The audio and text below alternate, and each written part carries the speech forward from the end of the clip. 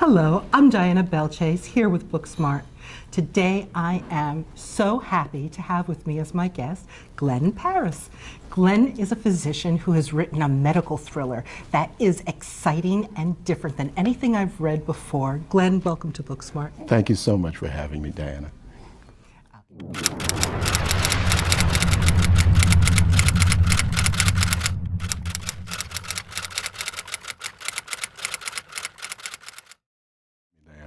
Tell our viewers what the book is about and what it's called.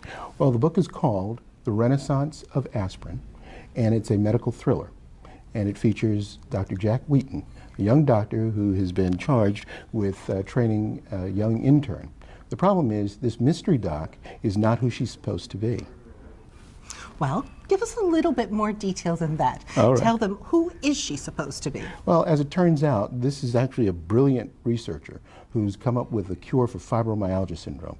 And this would be $1 billion formula if it ever got to the FDA. She found a flaw in the original formula, corrected it, and found something better. All right. They wanted it for themselves, so an assassination attempt ensues, and they miss. She goes on the run and hides in Atlanta, Georgia. Well, I need to know why fibromyalgia. Of all the diseases out there, why this particular disease? Well, fibromyalgia has been the great white whale for me for the past 30 years.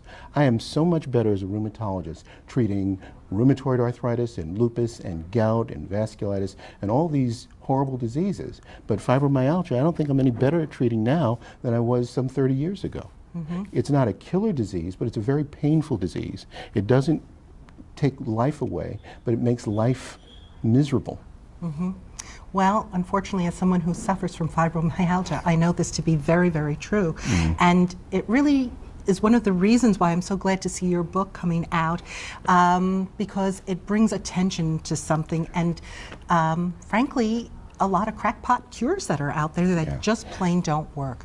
Well, that speaks to the frustration of both the medical community and the patient community of fibromyalgia, just reaching for anything, and the frustration of doctors not having any really good tools to work with. So there's an anthropological sort of cure that comes out in your book. Tell me a little bit about that. Well, the title of the book is metaphorical. Some 30 years ago, we thought that plain old aspirin was dead. We had ibuprofen, we had naproxen, we had many other anti-inflammatory medicines. They were longer acting, they were milder on the stomach, they may have been better at relieving pain, but we discovered that plain aspirin is a very good blood thinner, and it became a lifesaver for heart attacks and strokes, and that was the rebirth of the Renaissance of Aspirin. In the story, the MacGuffin, if you will, is when man entered the Ice Age, people had to hibernate. So half of them had to hibernate, and half of them went out hunting. And this usually happened during the winters. Well, some tens of thousands of years later, we didn't have to hunt anymore. We invented agriculture. So this gene became recessive. Nature doesn't have an eraser. So the secret to fibro is hibernation. You had to hibernate. So that's the anthropological MacGuffin in the story. And this is purely fiction. Well, I wish that perhaps it wasn't completely fiction, because then we could actually figure out what's going on and find a cure for this. But it's a really interesting take on this, and it was a really beautifully written book. So I really appreciate having you here. Tell me, what is next? Well, Jack Wheaton solves a lot of problems in this book, but you know, as most heroes, he doesn't always get his way. But he becomes quite a sleuth. And in the next book, one of the other characters, Candy Barr, takes center stage, and she's famous for getting into trouble. So he's got to get her out.